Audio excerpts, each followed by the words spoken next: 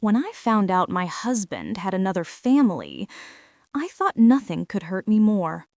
But then I saw the truth and realized my own daughter was part of it. The day I found out, the sky was quiet. Too quiet, like even the birds had paused to listen. It was a Thursday afternoon, one of those ordinary days when you can almost trick yourself into believing your life is safe. I remember the way the light fell across the kitchen floor, long and soft, touching the edge of the rug I'd bought on clearance last spring. I was making tea, humming under my breath, when the phone rang. It wasn't the call that changed everything, not yet. It was what came after. You see, I used to think betrayal came all at once, a thunderstorm crashing through your window. But sometimes it sneaks in quiet, like the draft under a closed door. You don't feel it until you're cold all over. My name is Elaine Parker, and for 22 years, I thought I knew my husband Richard. He was the kind of man who ironed his shirts on Sunday night, who never missed a birthday, who said, "I love you," the same way some folks say grace. Quiet, habitual, almost sacred. We met in our 20s at a summer cookout, and I still remember the smell of charcoal and sweet corn the day he asked for my number. We built a home out of the little we had. 2 children, my son Marcus and my daughter Tiana. A small 2-story house in Georgia where every wall had its own story. The pencil marks showing how tall the kids had grown, the kitchen door that never quite closed all the way. Life wasn't perfect, but it was ours. That morning started like any other. I packed Richard's lunch, turkey sandwich, apple slices, a note tucked inside, like I'd done since our first year of marriage. He kissed my forehead, said, "Don't wait up, I've got a late meeting tonight." And I smiled, like I always did. After he left, I stood by the window, watching his car pull out of the driveway, a slow rhythm I'd come to trust. The way he adjusted his rearview mirror, the turn of the wheel as he reversed. Only this time, he hesitated, looked back at the house longer than usual. At the time, I thought it was sweet. Now, I know better. The house felt empty that day. Tiana had been distant lately, quiet, distracted. She was 22, fresh out of college, living in her own apartment across town. We used to talk every evening, but lately her texts were shorter, her visits rarer. I chalked it up to growing pains, that stage when children start building their own lives, their own secrets. Around noon, she called. "Hey, Mama," she said, voice soft but strained. "Hey, baby, you okay?" I asked. A pause. I could hear her breathing, like she wanted to say something but couldn't find the words. "Yeah, just checking on you," she said finally. It was small, that call, but looking back, I can still feel the weight of it. The way her tone trembled, like she was standing at the edge of something and didn't want me to see. That evening, Richard didn't come home. At first, I wasn't worried. Meetings ran late all the time, but by 9 o'clock when his phone went straight to voicemail, a familiar ache started in my chest, the kind of ache you don't admit to yourself at first. I stayed up until midnight, tea gone cold, the house heavy with silence.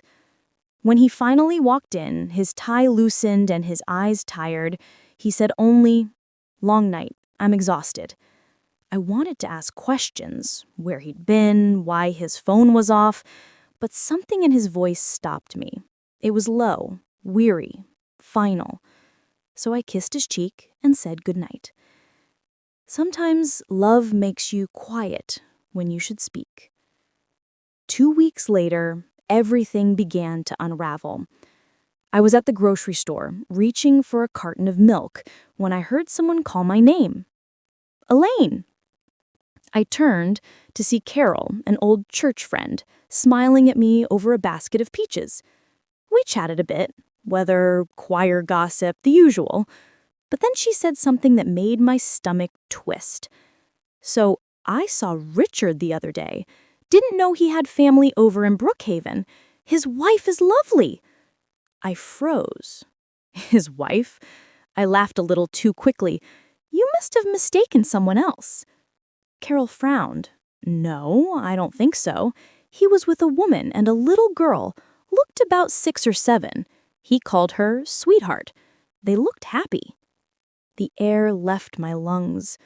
I managed to smile, to say something polite, but my heart was pounding so loud it drowned out the rest of her words. That night, I couldn't sleep.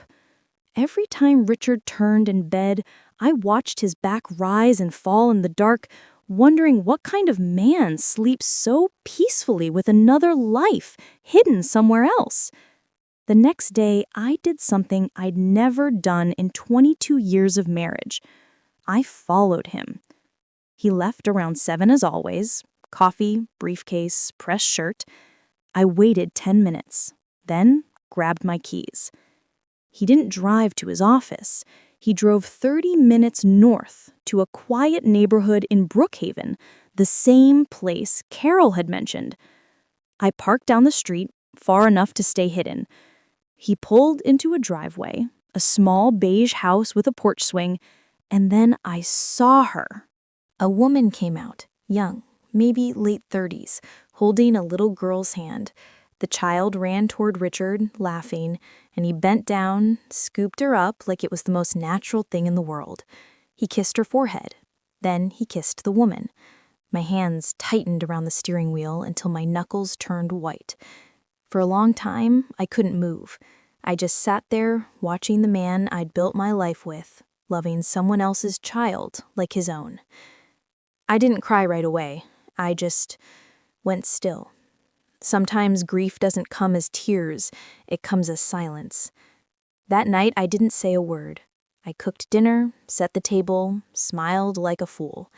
He told me about his meeting, and I nodded, every word sticking in my throat like gravel.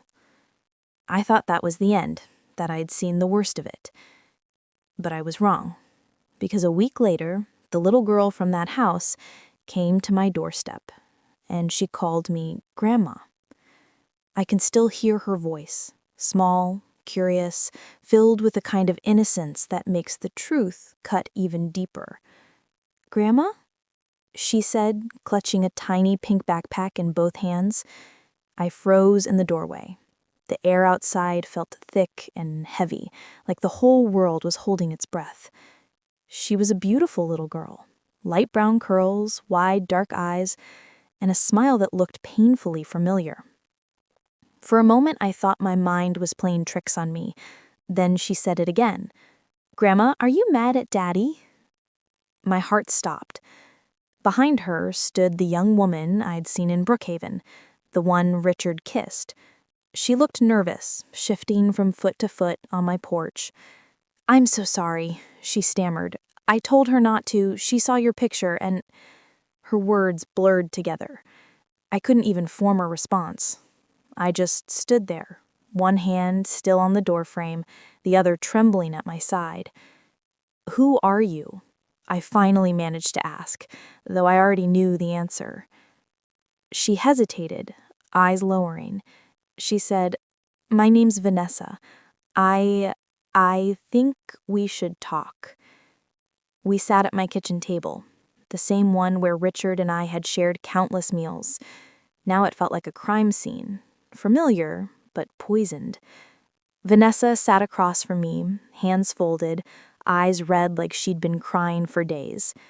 The little girl, Maya, was in the living room, playing quietly with one of my old photo albums she'd pulled from the shelf. Every sound felt amplified. The tick of the clock, the hum of the refrigerator, the scrape of my spoon against a chipped mug. Vanessa took a deep breath. She didn't mean for it to happen this way. Richard, he told me he wasn't happy. He said you were separated. I laughed, sharp and bitter. Separated? We had dinner together last night. She flinched, tears pooling in her eyes. He told me you knew, that you'd moved on. My stomach twisted. I wanted to shout, to throw something, to make the world make sense again, but I stayed still, dignity doesn't always look like strength. Sometimes it looks like silence. I looked at the photo of Maya smiling from across the room, then back at Vanessa. "How long?" I asked. She swallowed. 8 years.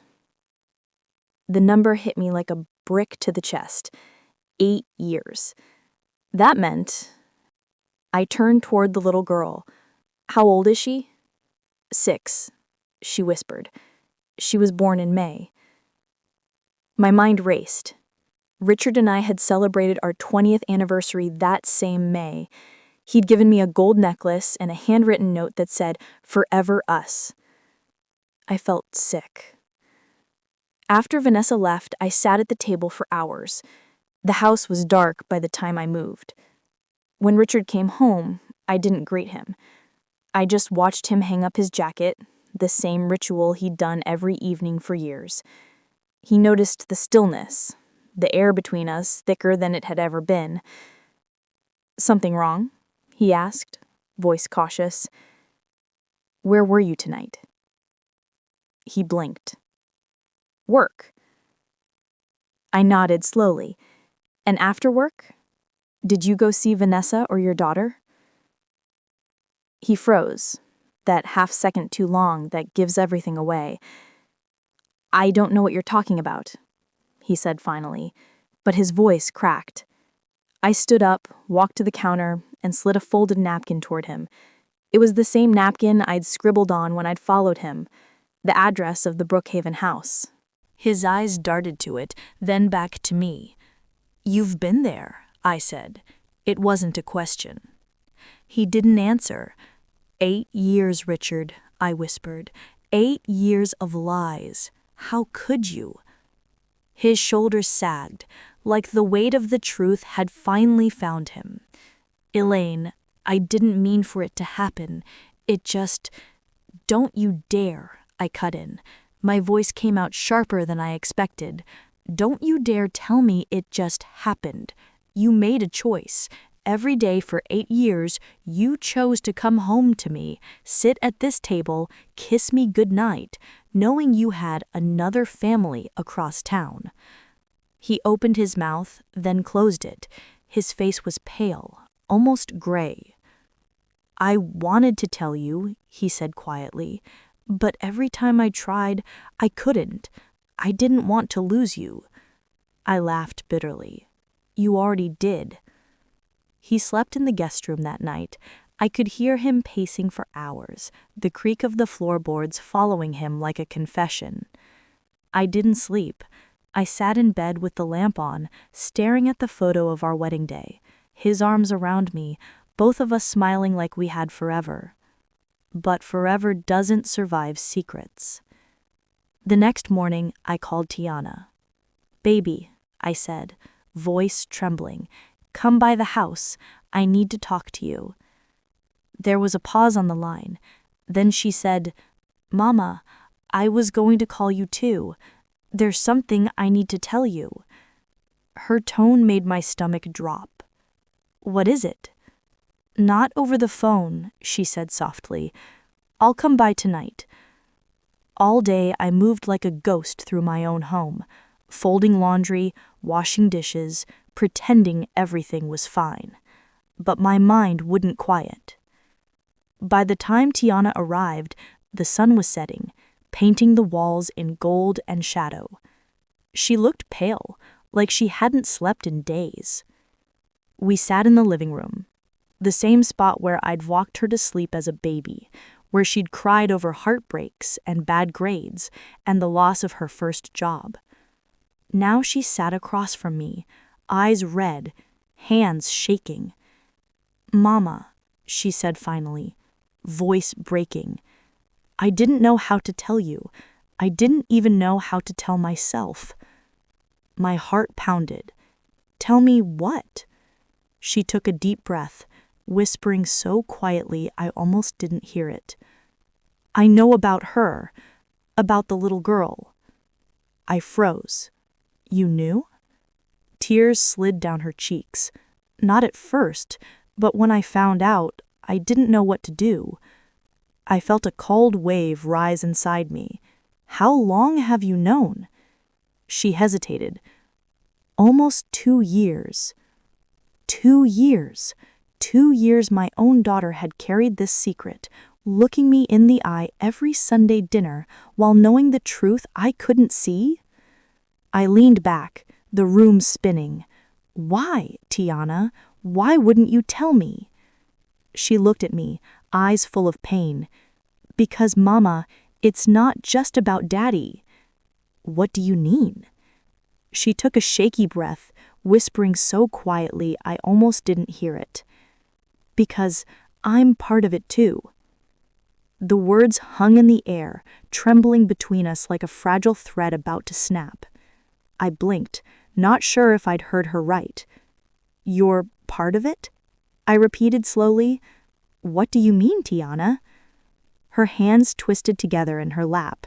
I could see her knuckles turn white.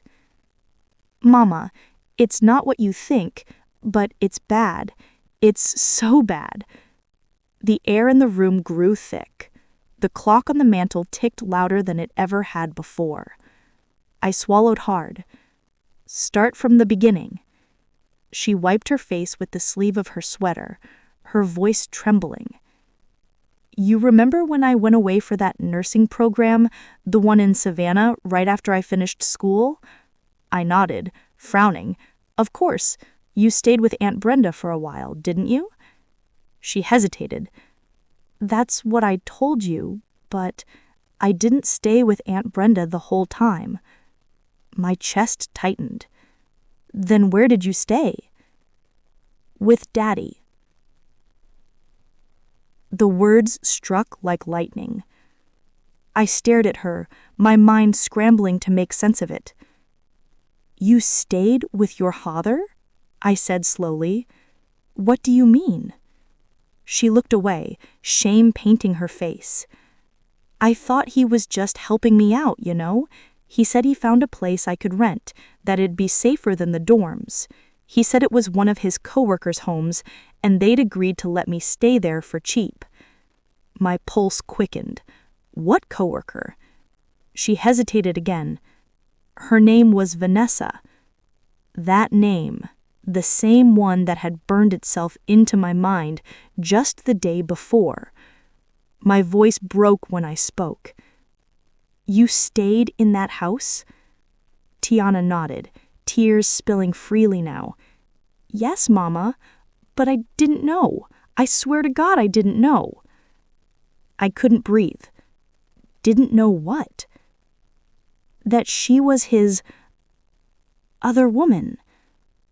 My vision blurred. I gripped the edge of the couch to steady myself. Tiana kept talking, her words tumbling out between sobs. I thought she was just nice, a single mom renting out a room to help with bills. She had a little girl, and I used to babysit her sometimes when Vanessa had night shifts. I didn't even think about it. Daddy would stop by sometimes to check on me, drop off groceries, you know? He'd tell me not to worry about rent. I thought he was just being a dad. She shook her head, laughing bitterly through the tears. But then one night, I woke up and heard them arguing in the kitchen. She called him by his first name. I thought it was weird, but then I heard her say, "You told me you'd leave her, Richard." Her voice cracked. That's when I knew. I covered my mouth, trying to hold in the sob rising in my throat. And you didn't tell me? I whispered. She met my eyes, a broken, guilty stare that made her look like the little girl she once was. I wanted to. God, I wanted to so bad, but he begged me not to. He said it would destroy the family, that you'd never forgive either of us for keeping it from you. And he said if you found out, you'd leave him, and then where would we all be? She buried her face in her hands. I didn't know what to do. I was scared, and I didn't want to lose both of you. I sat there for a long time, staring at the floor. Every sound in the house felt sharper. The faint drip of the faucet, the buzz of the refrigerator, even the wind outside pressing against the windows. I could feel the weight of years collapsing in on me. Every family dinner, every photo on the wall, every Sunday prayer. All of it suddenly tainted by a truth I didn't see coming. My daughter, my baby, had unknowingly lived in the house where my husband's other life existed. She'd tucked in his other child, sat at their table, laughed in their kitchen, all while I was home alone, believing we were a family. I wanted to hate her for it. But when I looked at her trembling hands, the guilt etched deep into her face, I couldn't. Because she wasn't the one who broke us. She was just another one of his victims. When Richard came home that night, I was waiting. Tiana had gone to her old room to rest, her face buried in her pillow. He walked in, setting his briefcase down like it was any other evening. But when he saw me sitting at the table, the same table where I'd once served him coffee and cornbread with love, his steps faltered. "Elaine," he said carefully, "we need to talk." "Yes," I replied, "we do." He sat across from me, the air between us thick with all the words we'd never said. "Tiana told me everything," I said. He flinched, not just at the words, but at the name. She told you?"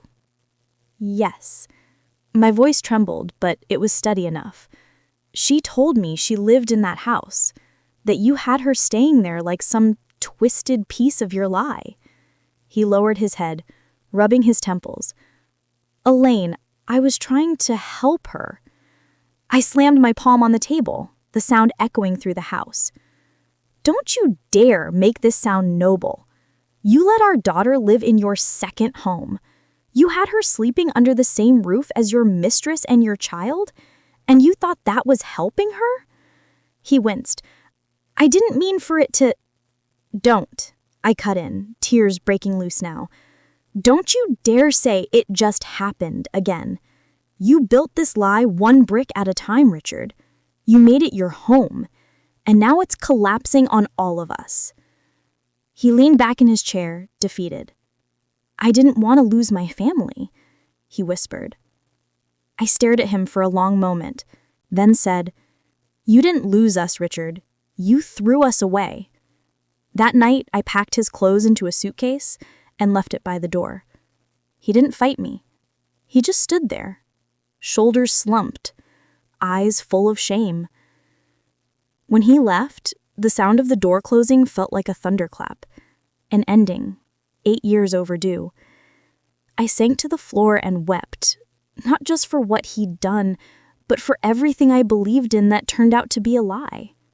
And in the middle of that silence, I realized something.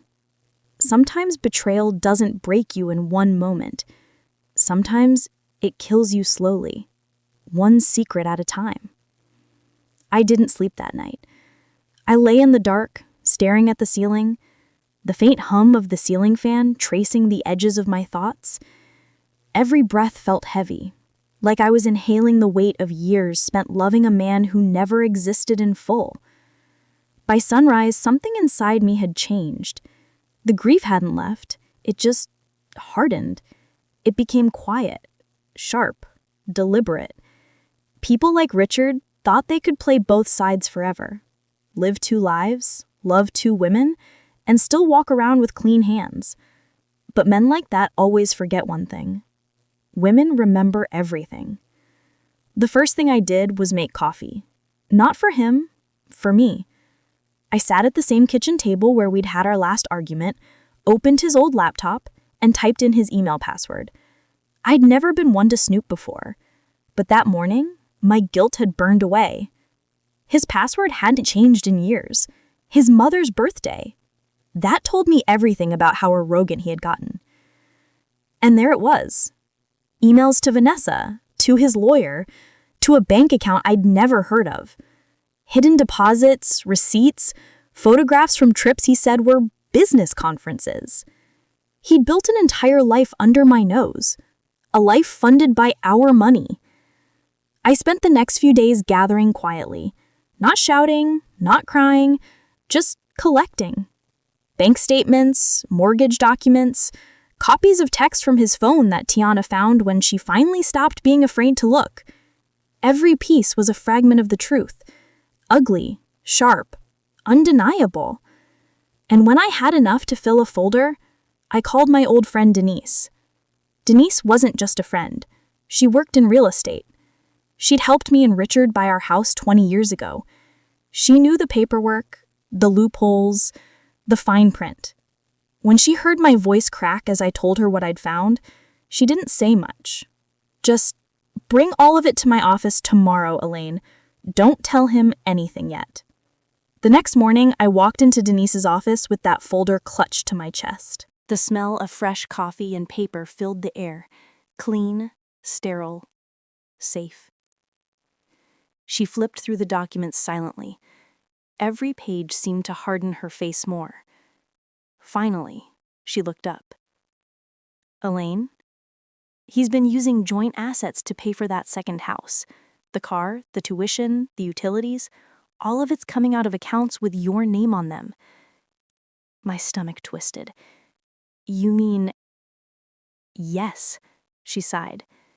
Legally, that means he's been embezzling from your shared marital funds for years. If you wanted to, you could sue him blind. I stared down at my hands.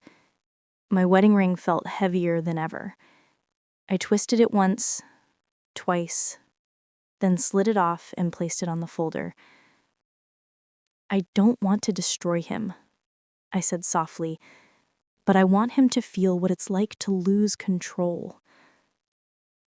Denise gave me a knowing look, the kind women share when they've both seen too much.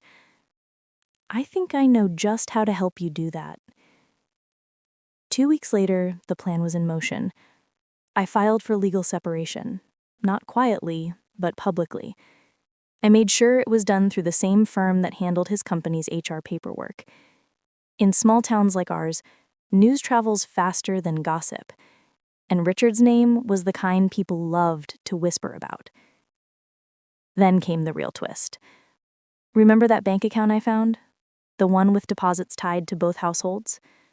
Denise helped me transfer every dollar he'd funneled from our savings back into an account under my name, using the very joint authorization he'd left signed on file. By the time he noticed, the account was nearly empty. And when his mortgage payments on Vanessa's house bounced, I knew the message had landed. He showed up at my doorstep 3 days later, disheveled, eyes wild. Elaine, you can't just... You drained everything. I looked at him calmly. No, Richard. You drained everything. I just took back what was mine. He stepped closer. You're ruining me. I met his eyes, steady and cold. You ruined yourself when you thought 2 homes could fit under one roof of lies. He took a shaky breath, trying to gather the charm he used to win me over years ago. Please, you don't have to do this. Think of Tiana. I smiled faintly, watching the light fade behind the trees. I am thinking of her. I'm teaching her how to survive men who think love is ownership.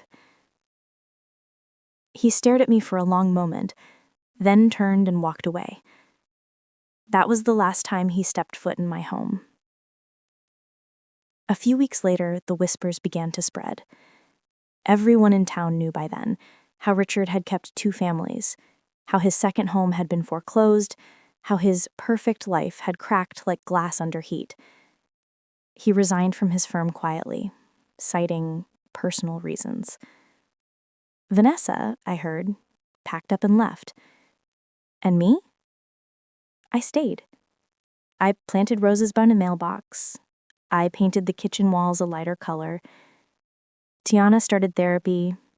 She cried less, smiled more. One evening, as the sun dipped low and the scent of those new roses drifted through the window, she came and sat beside me on the porch. Mama, scent. You really didn't have to do all that. You could have just let it go. I smiled faintly, watching the light fade behind the trees. I didn't do it out of hate, baby. I did it to show him, and you, that silence isn't the same as weakness. She rested her head on my shoulder, and for the first time in months, we both breathed easy. In the end, my revenge, it wasn't about destroying him, it was about reclaiming myself. My peace, my worth, my name. Because sometimes the most powerful revenge isn't loud, it's quiet, measured, and final.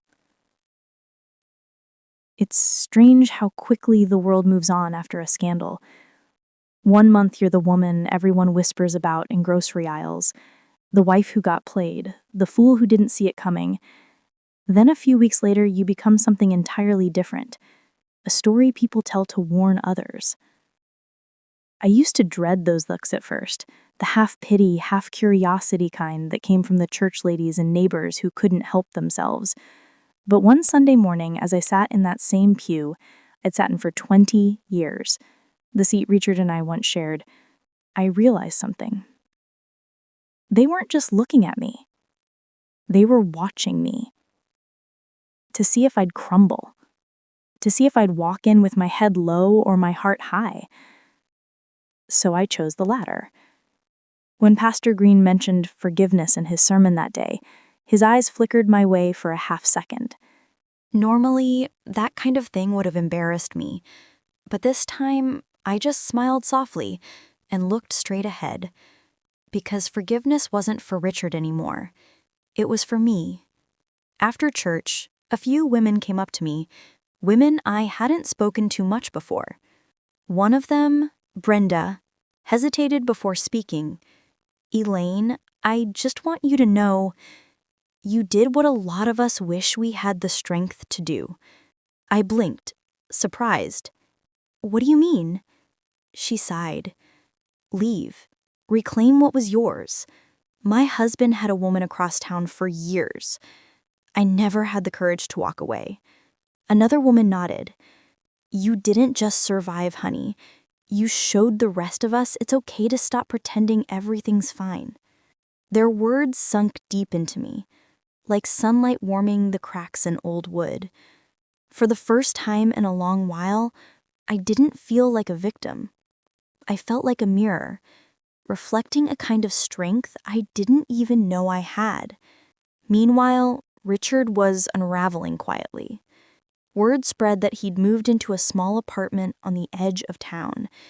He'd lost his position at the firm after the board found out about the financial irregularities I'd uncovered. And when Tiana accidentally ran into him at a cafe one afternoon, she told me he looked smaller somehow. I didn't feel angry, she said, stirring her tea. Just sad, like he finally understood what he threw away. I nodded. That's what guilt does. It shrinks people. She looked at me thoughtfully. Does it ever stop hurting, Mama? I smiled gently. No, but you learn to live around the hurt. You make peace with the space it leaves. Months passed. Spring turned to summer. The air smelled of jasmine again, and the world seemed to move in slow forgiveness. I started volunteering at the local women's center, the same one that had helped me navigate the legal maze during my separation. They asked me to lead a small support group for women rebuilding their lives after betrayal. At first, I didn't think I was ready, but when I sat in that circle, listening to the tremble in another woman's voice as she shared her story, I realized something profound. Every pain I had ever endured was now someone else's survival map. And when it was my turn to speak, I said, I used to think strength meant holding on, but sometimes it's the grace to let go, even when it breaks your heart. By autumn, the house felt like mine again. I repainted the walls, changed the curtains, and sold the furniture Richard and I had bought together. Each change felt like a small exhale, a piece of air I'd been holding for too long. On the first chilly evening of October, I stood by the fireplace with a cup of tea, watching the flames dance. The room glowed in shades of amber and gold, warm, alive, honest. That's when I decided to write. Not a letter to Richard. I had nothing left to say to him, but a letter to myself. Dear Elaine, you survived something meant to break you. You loved deeply, lost painfully, and still chose peace. That's not weakness. That's power. Never forget the woman you became through the fire. I folded it carefully and tucked it into my journal. Then, one quiet Sunday evening, I got a knock at the door. When I opened it, Richard stood there. Older, thinner. His eyes carried the weight of someone who'd finally seen himself clearly. I just wanted to say I'm sorry, he said quietly. Not to get you back, just to say it. For a moment, I didn't know what to say. The sound of the wind through the trees filled the silence between us. Finally, I nodded. I know you are. He looked down, then back up. You don't hate me? I shook my head. No, Richard. Hating you would mean carrying you with me. And I've already got too much to hold. A faint smile crossed his face. Sad, but real. He nodded once and then walked away. And just like that, he was gone from my life for good. That night, I sat on the porch again, my favorite spot in the whole world. The crickets were singing, the air smelled like damp earth, and somewhere inside me, the last bit of anger dissolved into quiet peace. Tiana came out and joined me, her hand finding mine. You really forgave him, didn't you? She asked softly. I did, I said. Not because he deserved it, but because we did. We sat there for a long while, two women bound by pain and strength, watching the stars blink awake. And I thought about everything I'd lost, and everything I'd gained. Self-respect, freedom, stillness. The kind of peace that can only come after the storm. Because in the end, life isn't about what others take from you. It's about what you rebuild for yourself when the dust settles. You know, when I look back on it all now, I don't see betrayal anymore. I see lessons, hard, painful, necessary lessons that reshaped the woman I thought I was.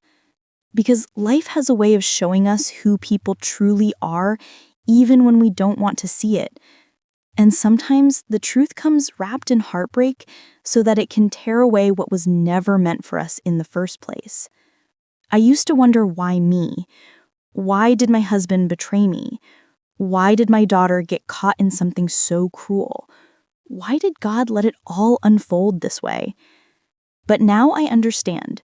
Sometimes we have to be broken to be rebuilt in truth. Sometimes we lose the life we planned so we can finally live the one we deserve. If you've ever been betrayed by someone you loved, someone you trusted, I want you to remember this.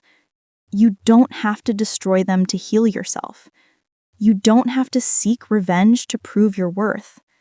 Peace is the loudest form of power there is. And maybe, just maybe, that's what all of this was for. To remind me, and maybe remind you, that forgiveness isn't weakness, it's freedom. So now I'll ask you, my dear listener, if someone you loved tore your world apart, would you have chosen revenge, or would you have chosen peace like I did? Tell me in the comments below. And remember, no matter what they take from you, never let them take your dignity. Because sometimes dignity is the revenge.